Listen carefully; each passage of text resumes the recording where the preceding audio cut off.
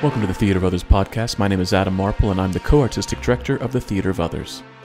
With the COVID-19 pandemic forcing a shutdown and reevaluation of space and gathering, we at the Theatre of Others are thinking about what stories we need and how best we can share them. We believe space is psychology, and it informs the way in which an audience interacts and reacts to what is presented to them. We create uniquely theatrical events in bespoke sensory performance spaces crafted to encourage curiosity and grant the audience permission to commune with the play. Now that that space has moved online, how can we encourage interaction and action amongst an audience virtually? The Theatre of Others produces plays that both welcome and challenge the audience. We are committed to international collaboration and are a laboratory that helps artists grow through intensive study of their craft. The Theatre of Others creates a shared community of artists and audiences for the purpose of exploring the most profound issues of our lives and times. We believe the play watches the audience. The audience is necessary, and they are witness to what happens. And you get to be witness to us making that happen. The purpose of this podcast is to open up our process and let you in. We're peeling back the curtain, so to speak, and encouraging you to follow along, to ponder, prod, and question, to join us and criticize us if need be. Being a witness is no passive task, and it requires much from you. Are you up for the journey? On the podcast today from Melbourne, Australia, are co-artistic directors Budi Miller and myself in Cairo, Egypt. This podcast contains explicit language.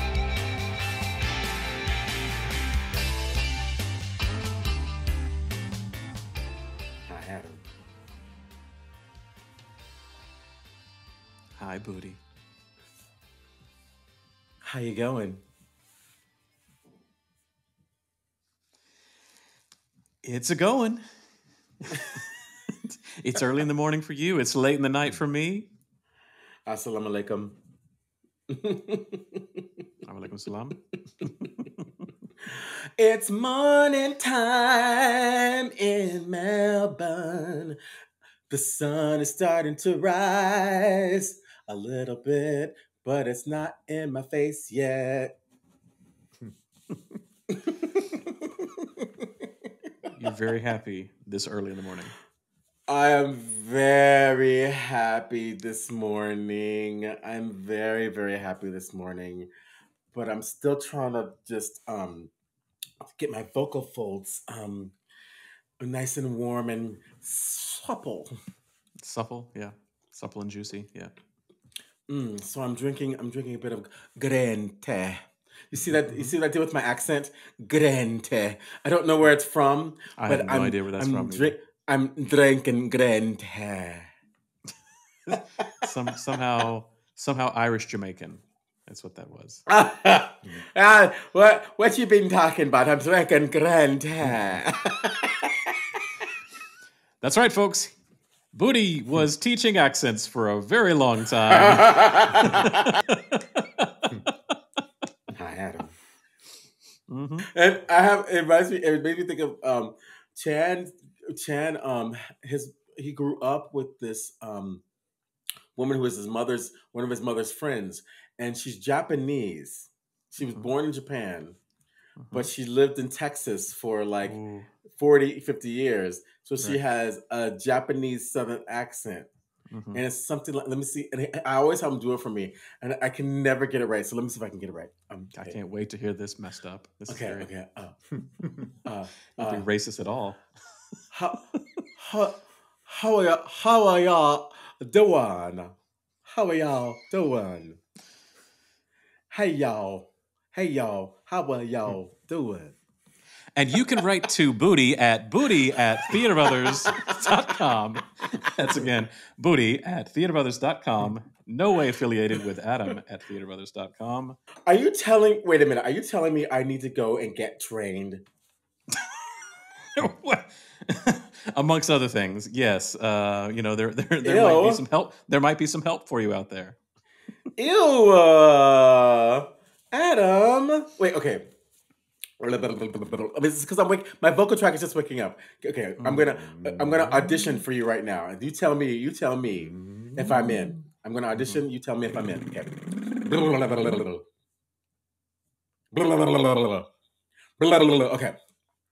Okay. Okay, here we go. I gotta take 9 pills a day to stay alive. Phenomenal. Wow. That was really something. Thank you for coming in today. Thank you for your work. Thank you for your artistry. We'll be in. But wait, I don't make it back to the end of the day. No, we've seen enough. You've answered every question we had about you when you came in. And are you being racist? Are you being racist? One of us is being racist right now. I'm not sure it's me. I have to just say, I'm going to just do one last thing, because I think I need to devise something for you. I don't feel like you really know what I can do unless you see what my devised work. So I've got a baby here, and I've got my hijab on, and I've got a baby here. Somebody threw a burger at me today. No woman should ever be treated that way. Thank you.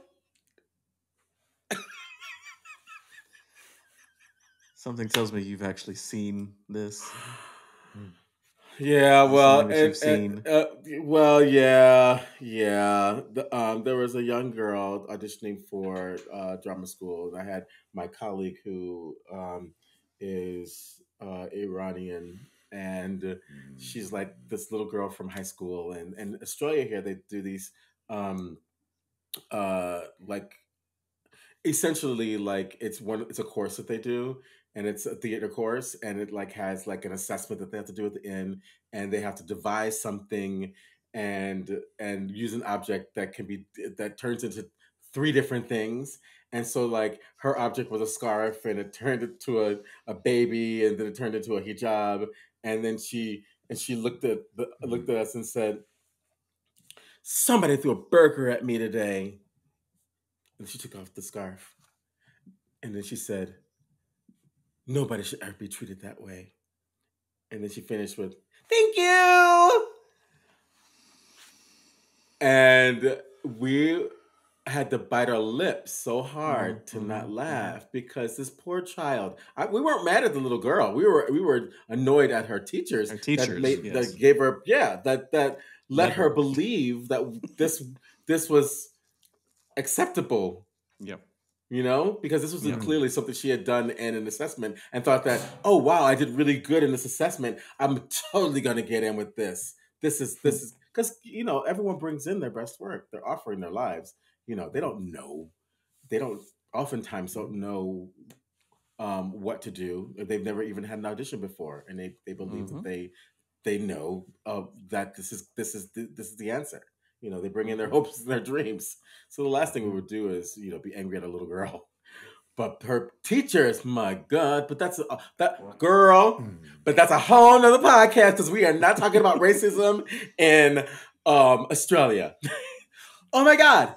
I have a really great idea though. Okay. Great. Yeah. I think I could try to get some training. Okay. And try to get my vocal tract working properly. That might be good. That might be really good. I think, oh my goodness, Adam Marple, we have a guest. We do. Adam Marple. Budi Miller. I think we need to introduce our guest, because this is enough with the kibitzing. Yeah. Yeah. Enough. The 5 to 8 minutes of kibitzing gossiping is up. Bocce ball.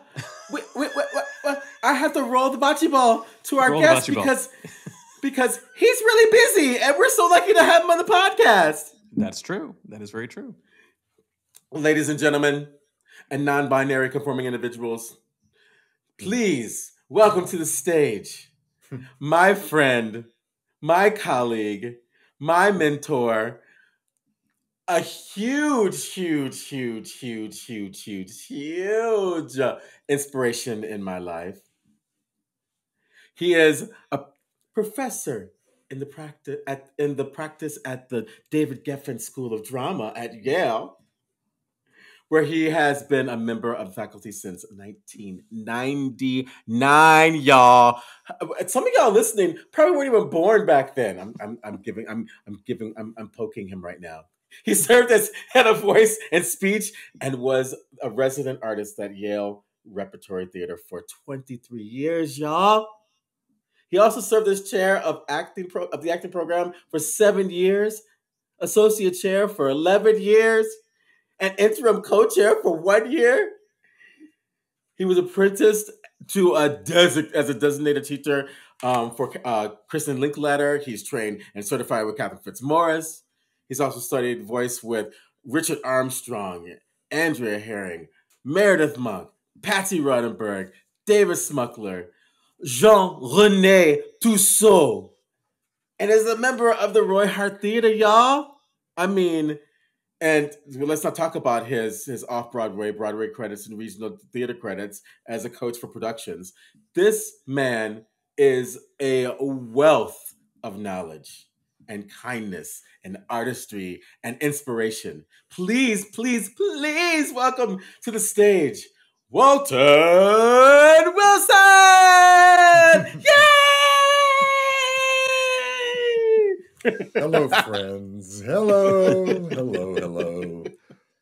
Hi, Walton. Greetings from New Haven, Connecticut. Hello. Budi and Adam. Hi, hi, hi. Thanks for coming to the show. I'm delighted to be here with you all, and delighted to be with all your guests from across the world. It's amazing. It's amazing, Walton. You are so busy right now. What are you doing right now? What are you working on anything? Are you doing something special right now? Well, this happens to be right in the middle of our annual audition process for the school, for the acting program for the school. So I'm participating in that, seeing many auditions, teaching, and then working on a production of Sarah Kane's play Cleansed, which at the school opened. Yeah, directed by a fourth year or third year, but actually fourth year director for their thesis. And yeah, that opened, and it's actually been a very popular show, which surprises me because I thought people would be walking out in droves, but they're not. They're there with it. So of course they are, because no one gets to see something like that at drama school. No, it's the first time in my 25 years that Sarah Kane has been produced anywhere around the drama school. Her work I don't think has ever been presented by the Yale Cabaret, which is the student-run theater, and it's certainly never been done in the rep season or at the school. So yeah, it's a first. And then after this, I jump into coaching a production of A Midsummer Night's Dream, which we are all familiar with. And it's so much fun. You're gonna have so. Oh yeah, it's gonna be great. And the second year director who's directing it, he comes out of, I want to get this right, but he comes out of sort of the New York ball scene. So there's going to be a lot. I mean, I'm sure the costumes are going to be pretty fabulous, and there's going to be a lot of stepping, a lot of choreography, and hopefully the language will get in there somewhere. But I think there's going to be a lot of physical work in the show. So yeah, really looking forward to that. Okay, well then you've already opened up Pandora's box. Okay. So the first question is, how do you do Sarah Kane in 2024 at Yale School of Drama without trauma? That's a great... I'm a poet. Yeah, right. No, really, really profound question, right? The director of the project, I think really aptly thinks of this play as a love story, which it is. There are many different kinds of love, obviously, but this the center of the play is on the either broken or healthy love relationships in the show that develop, right? And I think a lot of the violence, onstage violence, and a lot of the onstage intimacy, the onstage sex, is obviously it's highly choreographed, but a lot of it is not actually realistic. I mean, it's not like spurting blood or obviously the actors are not actually having sex, but a lot of it is pretty highly stylized. So I think the actors they're inside it, but I think it's a somewhat different kind of storytelling than if it were strictly realistic. But nevertheless, a lot of the actors go through some pretty profound emotional experiences in the show. And, some of them are practicing the work, I think, Budi, that you had introduced to them. Yes, they're doing PEM. PEM, right? I coached them into PEM, yeah. Yeah. And I also have been working a bit with them on something related to PEM, which is... How is it going? I want to know. I haven't seen the show, so... They're doing really well. They're doing really well. I mean, they're taking care of themselves, but the work, watching it from the outside is very... what's the word? It feels very real, right? It feels very believable. Fantastic. That's what we want, right? That's what we want. That's right. But the actors themselves do not, they have the option of not going to that place, and nor would you want to do that 8 times a week, right? So so I think they're doing really well with it, and thank you for, so generously sharing your expertise with that work. With the actors. My pleasure. Yeah, it's my pleasure.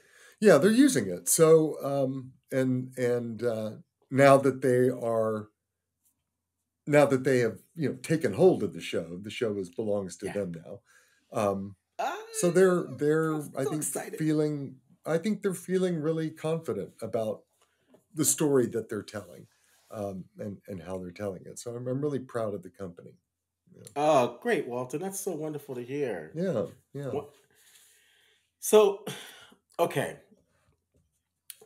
I know there's a big question on everyone's lips, and I have to ask you.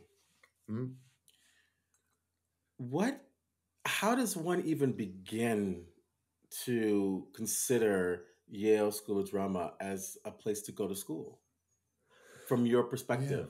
Yeah. I think, to my mind, the most difficult question that one has to consider in terms of applying to this school or to any school is, am I at my time for this? Right?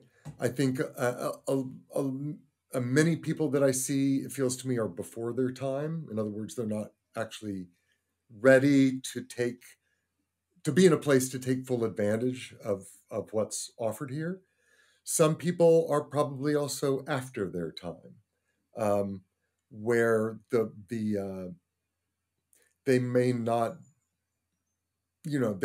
be able to actually let go of the way that they do certain things, in order to take on different ways that may serve them better. In a way, they are who they are, and they just may not be in a place where they could, again, take full advantage of the training. So I think the most difficult question is knowing, is it my time now to devote 3 years to take myself, as it were, out of the market, and devote 3 years to myself, in this kind of cocoon, which is New Haven. And it's I can't answer it for you, obviously. I mean, it's a very subjective understanding of yourself. I can assess it from the outside, but I'm imagining that everyone who walks into the room to audition thinks it's my time to do it. Yeah, right. So, and unfortunately, I guess we as a school can only, I think, responsibly train 16 actors a year. Right. And so there are many more than auditions? 16 people who would be welcome to the school, but we can't. We have to limit it to 16, and then hopefully the people who are ready and are at a place where they can take advantage of it will. If they decide not to come to us, they'll end up at another good school, or they'll come back a year later and audition again, and we'll remember them. It feels like, Walton, that there's also a huge requirement of self-awareness that accompanies the process. Yeah, I mean, so, and this is a point that I think needs to be made about any graduate school, right, or any graduate actor training program, is that it's not college, right? It's not like it's not a teacher-student relationship in that way. We are colleagues, right? Because we're in the same field. We're co-learners, right? We're learning from each other all the time. Yes, I am obviously more experienced than you are, but we are still in the same field, right? You can think of it as, for want of a better word, like master apprentice. It's sort of an apprentice relationship, I think. And in this particular school, I think we're the only school that I know of in this country, and maybe in certainly in this country, that trains, yes, actors, directors, playwrights, stage managers, dramaturgs, set and costume and lighting and projection designers, theater managers, technical managers, and technical designers. So every discipline of the theater is being trained simultaneously, and the education or the training of the students is very interdependent, right? So you have to really want to be in that space where you're learning. You're constantly in rooms with other people, learning from each other, trying to figure things out, as opposed to a lot of what I would think of as standalone conservatories, where all the resources are focused just on the actors, and you bring in professional directors, for example, to do the shows. I think it's a very not better or worse. It's simply a different kind of model of training.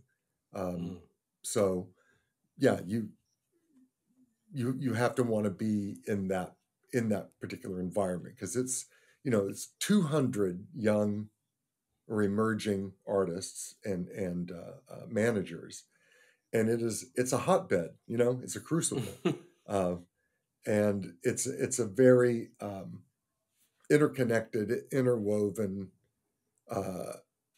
interdependent community of learners.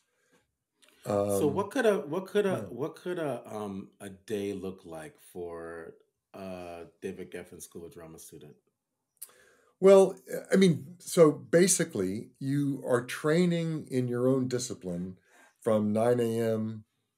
in the morning till 1:30 in the afternoon. But within that, there are a lot of interdepartmental courses. For example, the first year directing students participate in the first year acting course, and the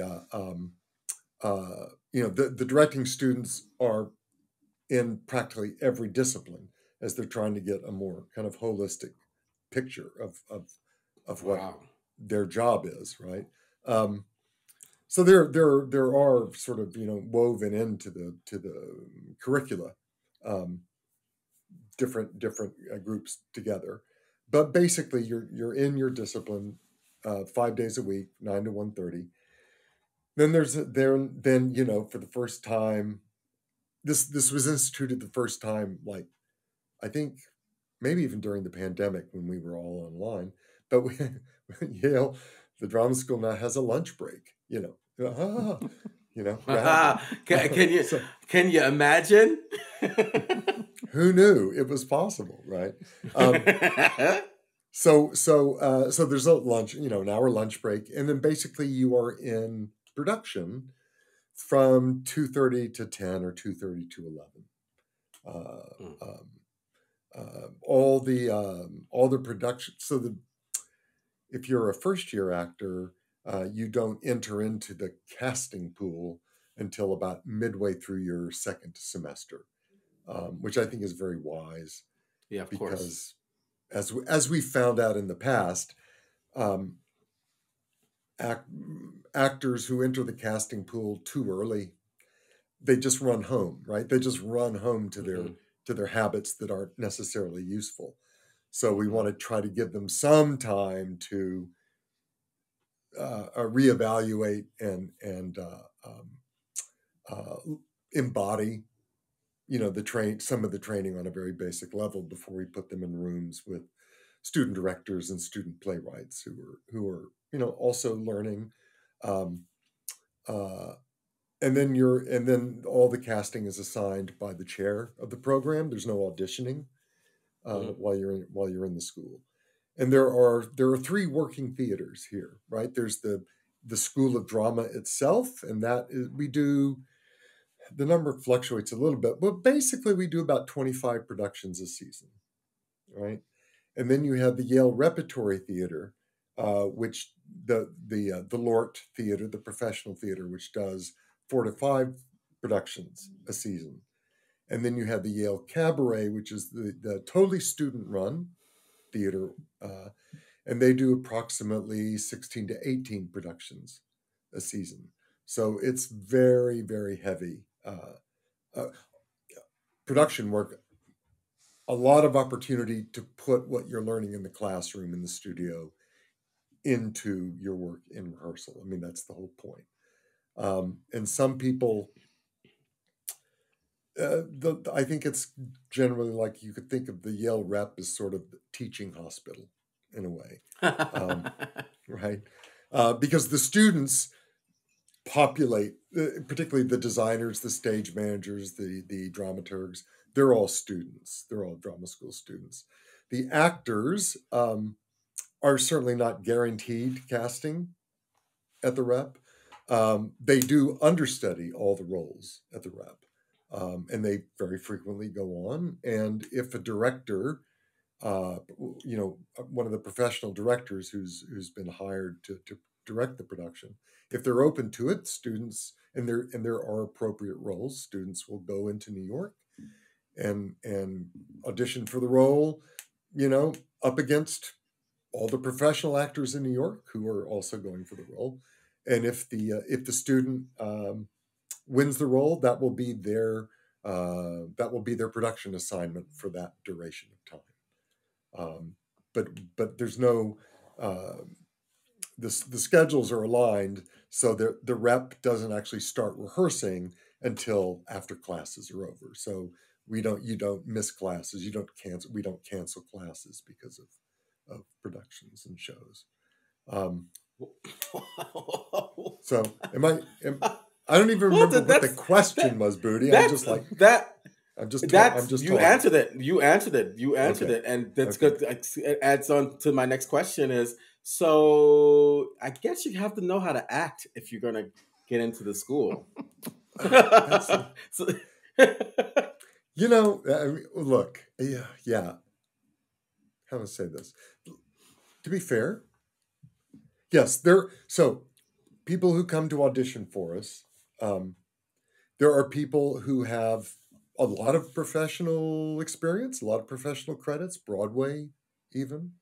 And there are people who we do, you know, occasionally take individuals who are right out of college, who may have had very little actual production experience, may have only been in one play in their lives, you know. So it's a varied range.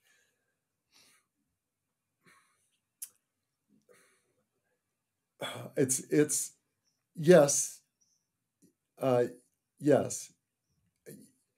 You have to. You have to. You have to know how to act. What does that mean? Because a lot of so if I'm watching an audition, right, what I assume I'm watching is that individual's understanding of what good acting is, right? I'm watching their best version of what they believe acting to be, right? And by and large, I think the people who come in here in their audition and they reveal whether it is by prior training, whether it's by instinct, doesn't really matter to me. But they have some fundamental things that are already in their possession, related to craft or related to skill or related to acting.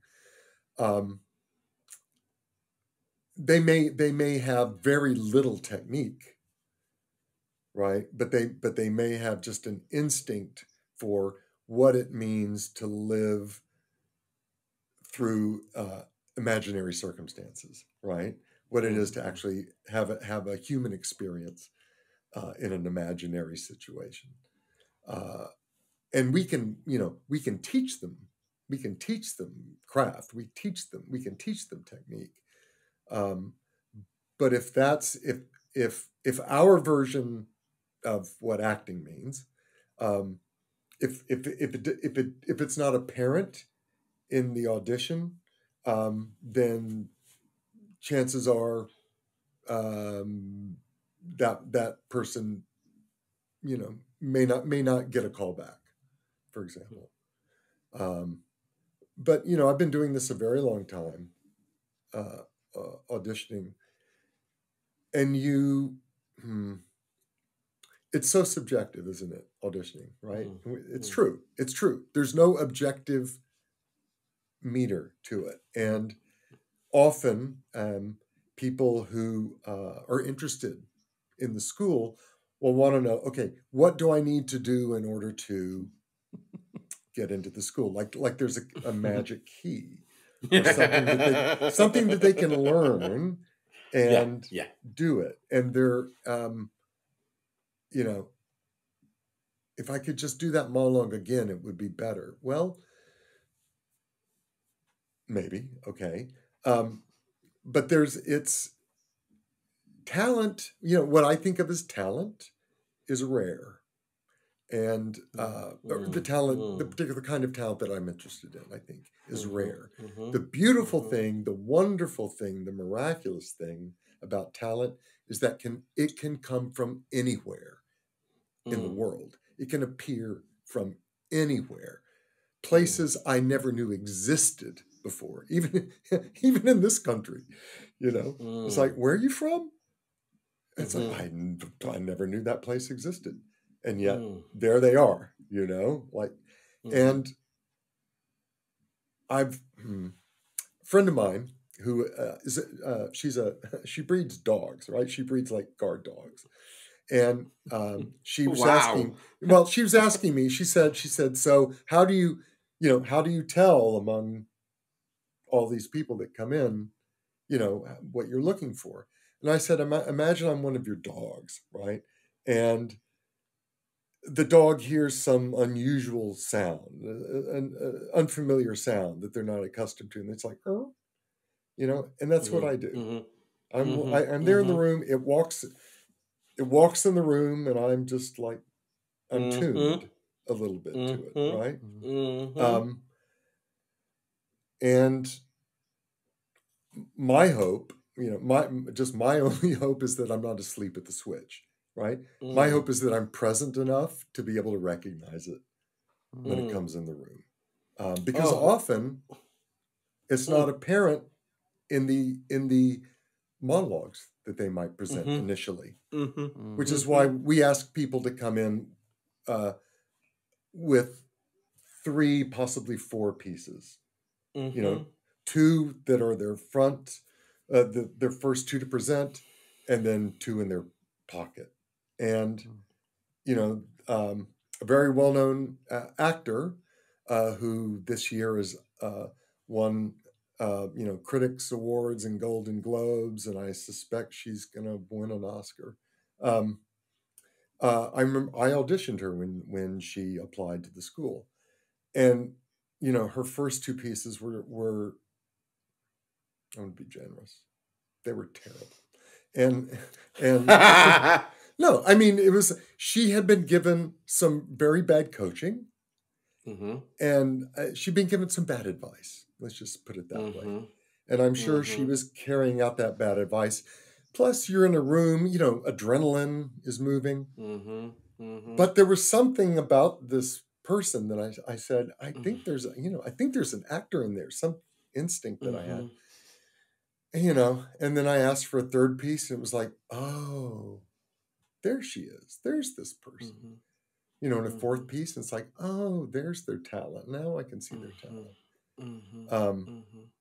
So that, that happens. Walton, you're talking about my research, Taksu.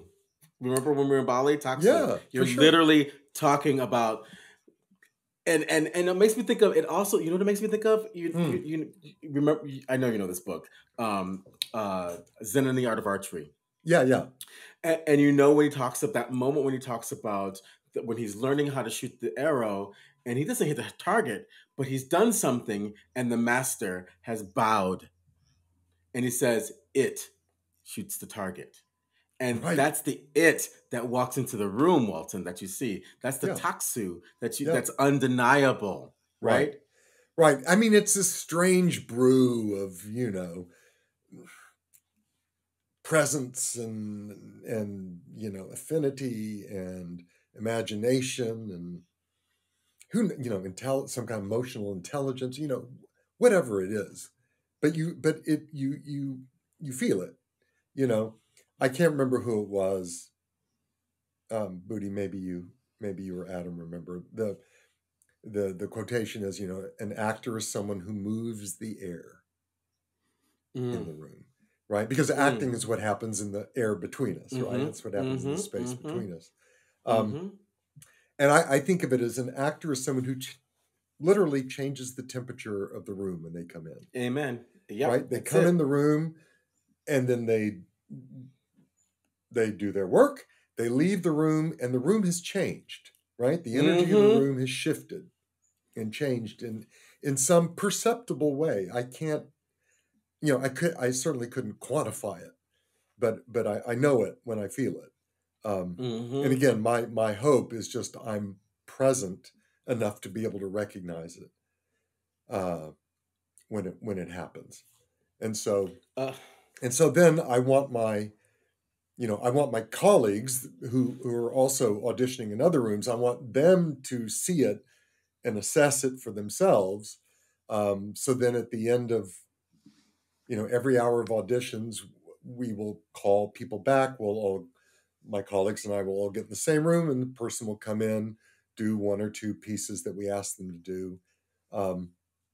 And then out of that group, we will call people back for an actual, we call the sort of end of hour thing a second look, right? We'll give people a second look. And then the callback will happen at the end of the morning or the end of the afternoon. And that's when we will, we may hear them sing. We may work with them a little bit on their pieces. but we'll talk to them. That's the primary thing. We want to talk to them. And, you know, the chair of the program, the brilliant Tamala Woodard, says, you know, one of the things that she says is, you feed the human and the artist will follow, right? Feed the human and the artist will follow. And you know, the way I think about it is, you know, a good acting education is a good human education. But we're interested as much, you know, I personally, speaking from the I am who the person is at least as important as the talent that they manifest. 100%. Right? The human being has to be someone that you want to be in the room with for 3 years. You're going to be in rooms, you know, you're going to be in very, you know, in a sense, intimate surroundings for 3 years together. And, you know, it's like a marriage a bit. And, you know, with the built-in divorce date, you know, 3 years from now. Right? An amicable separation. Let's call it an amicable separation. Right? But basically, you're wedded to this person. You have committed to them for this length of time, right?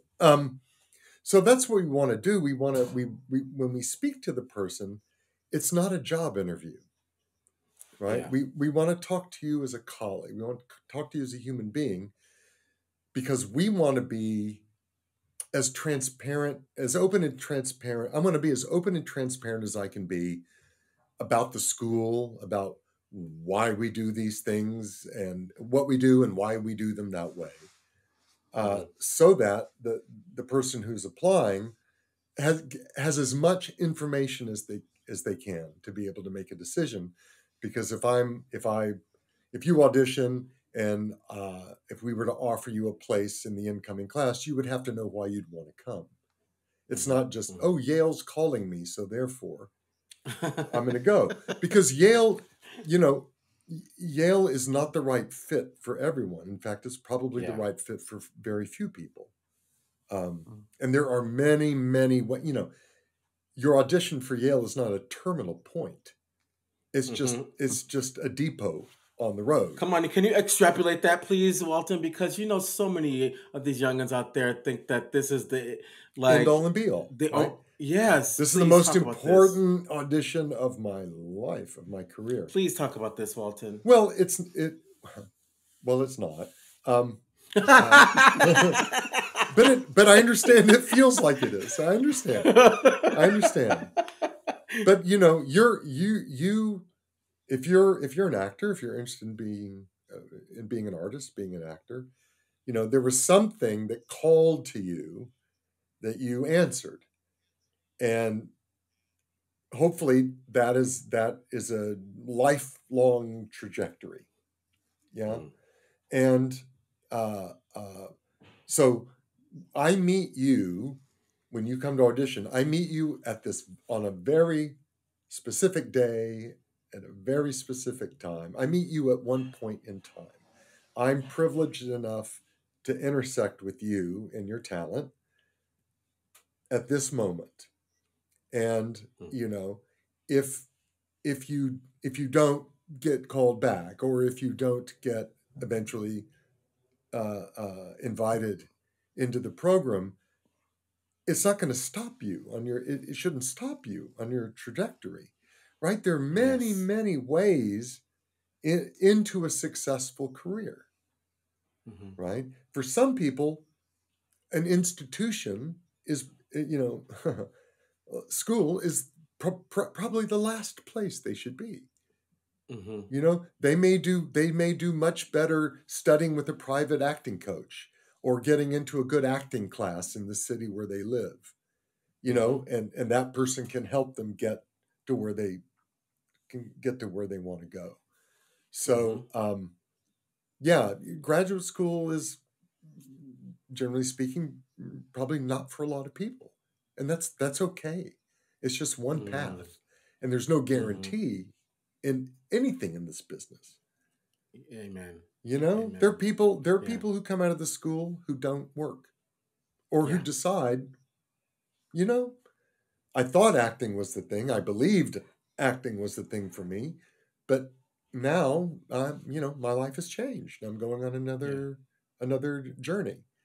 I mean, I would say that a graduate school, a graduate acting program, that's not the place where you should decide whether acting is it for you or not, right? Yeah. You should decide that before.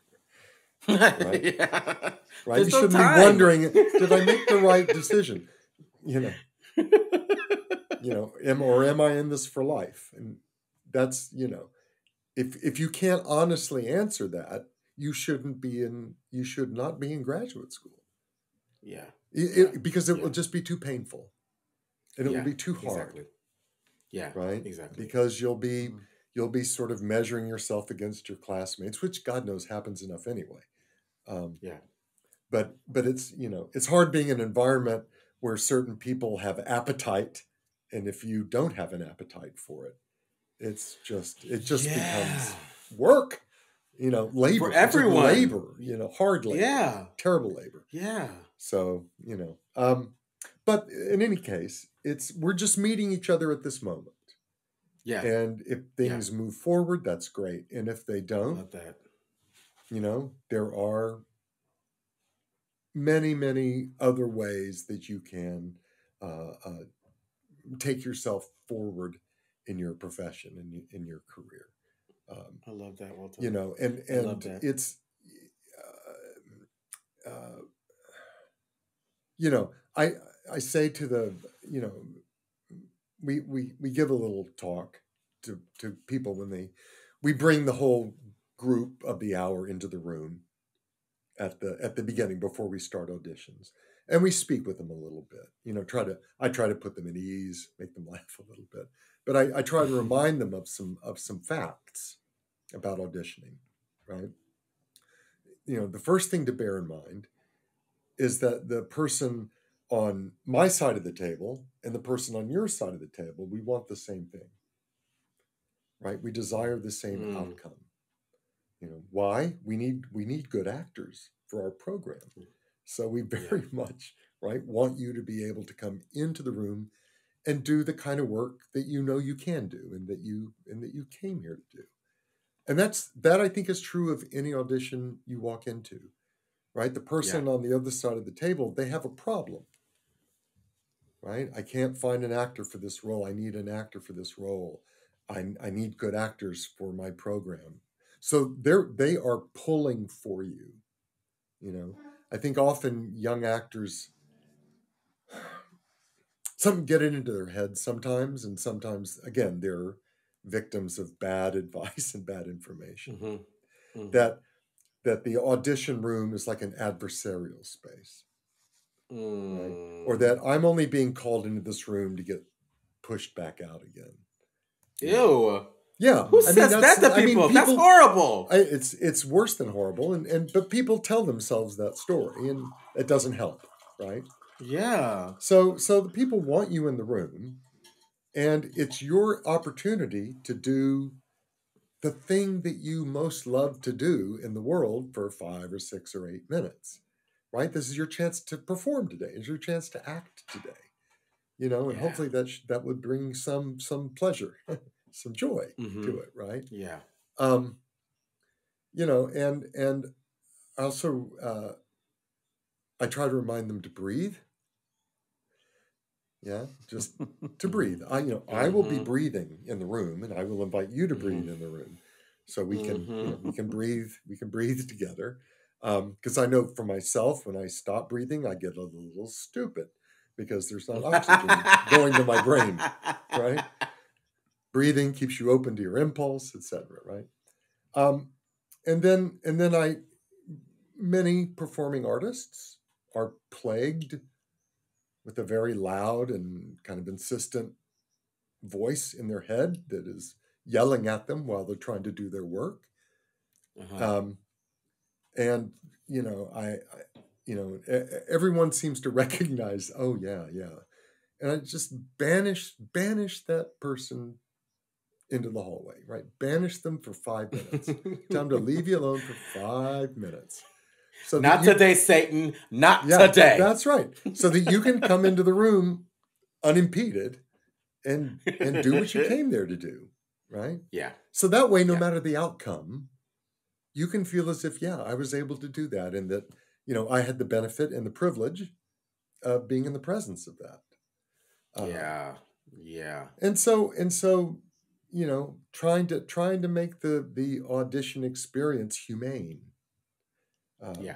Because we are giving, I am giving 100% of my attention to this person.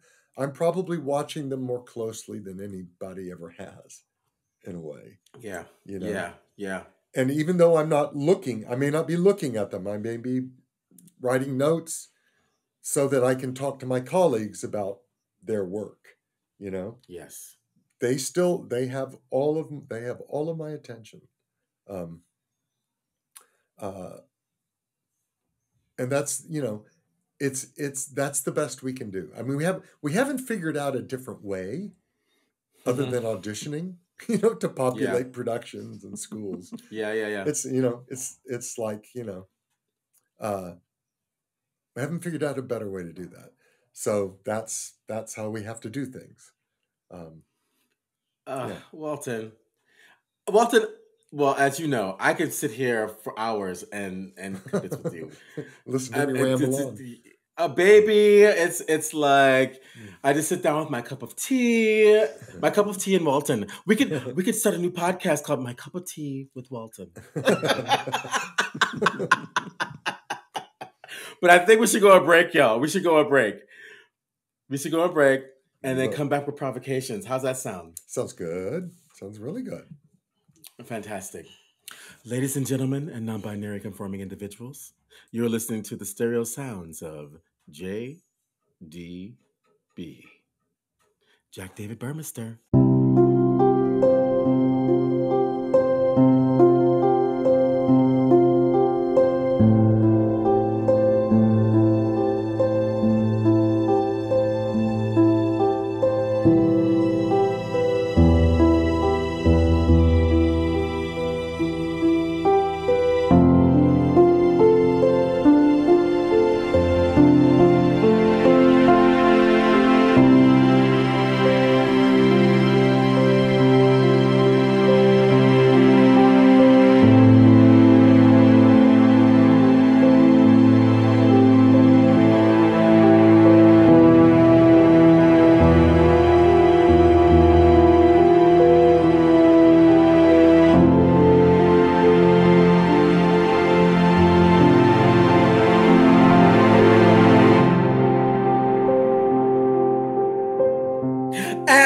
Back. Wow, Jack, Jack's got like new compositions every week this year. Wow, he's working on something. He's working on something. He's put together some really beautiful stuff. Yeah, that's impressive. Incredible. Well, Walton, we're now at provocations. Okay. So, Adam, can you please walk Walton through what provocations are on this podcast? So, Walton, you've left us with some really great thoughts, really great things to think about and really kind of chew on, and really wonderful ways of thinking about how the auditioner / director / casting director is not the enemy, and we're all rooting for you, the actor, to be the best. And what does that even mean? What are you thinking about, questioning, working on, reading, watching, excited about, looking forward to, that you think our listeners need to also think about, question, watch, do whatever about? Wow, Adam, that's a great provocation. We are, feels to me, I mean, I'm kind of going macro a little bit, right? That we're living, and I should say we, I should preface that by saying we in the United States, because I can't speak about people in other countries and other cultures.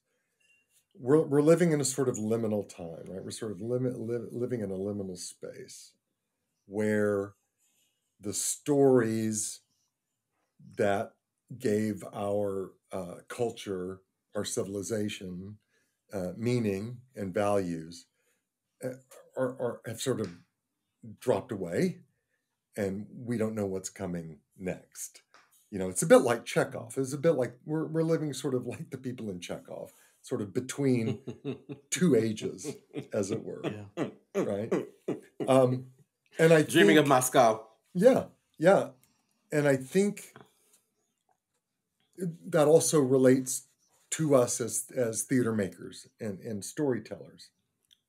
So I guess, so I'm thinking like big questions, which those are the things I'm talking about myself, talking to myself about, right?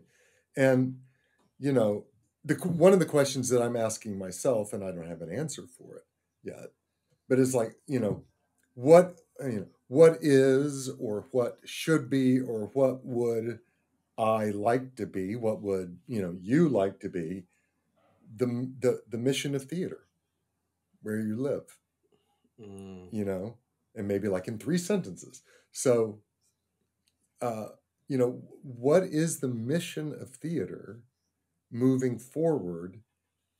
Because in some ways, it feels like the previous mission may not fit who we are today or what we're doing. So I don't know. The future seems terrifyingly wide open. I mean, certainly in our political culture, that's true, right? I mean, we're living in a time that is, I think, of great risk and great danger, but also great opportunity. And I think the what kind of stories are we going to be telling, right? What kind of theater should we or be making, and why? What's the purpose of what it is that we do? Anyway, that's what I've been thinking about. That's Walton, you are right on point.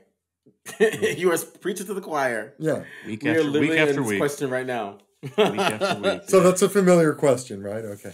Very. Yeah. The audience is very familiar with it, but it's good to hear from somebody else as well, not just the two of us. Week after week. Yeah. Well, and I think that also segues into we're requesting your definition, Walton. Adam, can you give a definition of theater? Theater. Yeah. Because we don't like Merriam-Webster. We're very disappointed with their definition. We don't like Miriam because she got problems. We don't like Oxford; they got problems, and Webster hates us. I'm not sure that I can give a definition. I think I can give what's the word?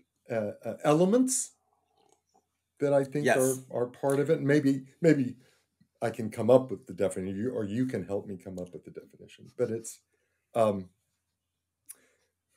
one thing I feel very strongly about, and it's not necessarily true anymore. But I think, to me, the theater is an event that happens in a space unmediated by technology. It's a human space, and you're in the presence of a living storyteller, right? In that moment, and the story in some way is a reflection of the time that we are in. Now, the story may be set 1,000 years ago, but the conflict, it's also a story of conflict, right? It's also opposing forces. Conflict is the engine of the story in some way.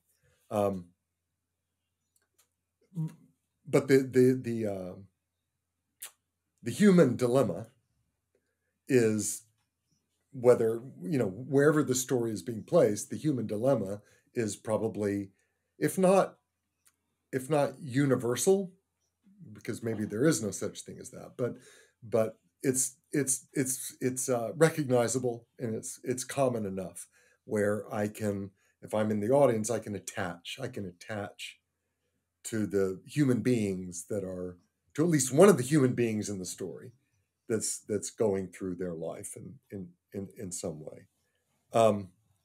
I love that.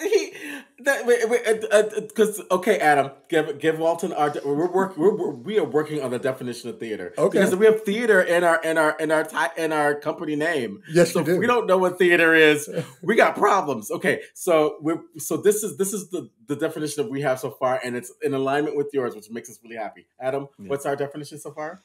The live human experience of phenomena that creates alternate realities. Okay, I got that. Phenomena. What is phenomena? In your what do you mean when you say phenomena? Well, phenomena is all those things that you were talking about. Okay. The interaction between energies on the stage, the changing of the atmosphere. Right. You are being moved, because what happens with phenomena is that as human beings, we identify whether it's an object, whether it's an image we see. The only way we are able to understand it is we personalize it internally. Right. Oh, so. Another thing, and just to probably piggyback on what y'all are saying, is that it is an embodied experience, right? The storytelling is embodied rather than like lectured, Right? Yes. Because we go to the theater to see an embodiment of a story. I mean, and we don't. At least speaking from the, I don't go to the theater to watch technique. Yeah, please. No. Girl, no. Girl, bye. No. Which, and there are, and then I have to say, the school I teach, the school where I teach is not a trade school. Yeah. Right? I mean, obviously, yes, we teach technique. But in the end, your technique has to be as personal as your acting is. It has to be as invisible as your act, and as individual and idiosyncratic as your acting is. Walton, I love you, Walton. I love you. Thank you for coming and talking to us. My pleasure. It's so nice. It's so nice to see you. It's so great to meet you, Adam. We met during the pandemic. We did. Yes, we did. Plague Spear. We did Plague That's Spear. right. Yes, we did. Yes, we did. Yeah. Good to and see you also met him in Singapore. Then? Were you in Cairo then? No, I was in Mexico then. That's okay. That was a long time ago. Yeah. Okay. And but you also met him in Singapore. Jesus, my brain, baby. I'm sorry. I'm at the age where if something inputs, something has to exit. I'm at zero sum. Sorry. I'm zero sum. So something goes in, something's got to go out. But well, anyway, speaking of great zero to sum, see you again. Great to see you again. Well, speaking of zero sum, Adam, how will we know that people are going to do these things? They're going to go to speakpipe.com/theater of others. Again, speakpipe.com/theater of others, theater of others, all one word, theater with an R-E. They can leave a 90-second voice message on there. We'll play it on air. If they want to send us an email instead, they can send it to podcast@theaterofothers.com. We are also on Instagram, Facebook, and our website. Plenty of ways to get in touch with us, but the only way they're going to know about these amazing guests that we bring on to the podcast for them is if they do what, Budi? Subscribe. You got to subscribe, y'all, because we come to your inbox week, 3 years, 5 seasons, week. Since the pandemic, we're there. We're there bringing you people like Walton Wilson. Can you believe this? You don't want to miss this. And then if you really like us, you got to give us 5 stars. Like my Uber driver. You give me 5 stars, I give you 5 stars. It's a zero-sum non-win game. Oh, close every time. So close. Always. No, that's it's close enough. Dyslexia always rules over my consciousness. What Walton has information that leaves and comes and goes through. It never stays here. That's true. That's true. And if you really love us, you can put out the comment and tell us, you know what, it's so good. I need to get this 5.1 stars, but I only have the option of giving 5 stars. You give us a comment, it goes into the algorithm, and then we become not the top 5% podcast in the world, become the number 1% podcast in the world. And you know what happens when we get the number 1% podcast? You know who's coming to visit us, right, Adam Harper? Who's coming? Walton, Oprah's going to join the podcast. Oprah's coming. Podcast. Wow. She promised. Oprah's coming. Yeah. She promised. Oprah's coming. And then if Oprah comes, you know who we're going to get? Beyonce. The Virgo is going to be here. And then, Michelle Obama's already signed on. So Michelle will be on, but we have to be in the 1 percentile of podcasts on the planet. So sign up, leave comments, and we'll bring you those people. Yep. Walton, you're amazing. Well, you're amazing. So good to see you. Thank you so much for hosting me. I appreciate it. Thank you so much for being here. Well, this is my first podcast, so it's the first time is it? ever. Yeah. Well, I've never done this before. Well, we're gonna have to bring you back on. We are definitely I love bring it. you This back is on. great fun. So great being with 2 friends, and this is terrific. We're definitely bringing you on. So actually, if people have questions, would you be willing to come on and talk around the questions? Of course. Yeah. Sure. Did you hear that, y'all? Send the questions in. If you have questions. Oh, thank you so much, Walton. I love you. I love you too, Adam. I love you, Budi. And you listeners, we'll be back in your inbox next week. Bye! Thanks for joining us this week on the Theater Brothers podcast. Make sure to visit our website, theaterbrothers.org, where you can subscribe to the show in iTunes, Stitcher, or via RSS, so you'll never miss a show. While you're at it, if you found value in this show, we'd appreciate a rating on iTunes. Or if you'd simply tell a friend about the show, that would help us out too. A special thank you to Purple Planet for the music you've heard. The Theater Brothers creates a shared community of artists and audiences for the purposes of exploring the most profound issues of our lives and times. We believe the play watches the audience. The audience is necessary, and they are witness to what happens. And you get to be witness to us making that happen. The purpose of this podcast is to open up our process and let you in. We're peeling back the curtain, so to speak, and encouraging you to follow along, to ponder, prod, and question. To join us and criticize us if need be. Being a witness is no passive task and requires much from you. Are you up for the journey? Be sure to tune in next week for our next journey.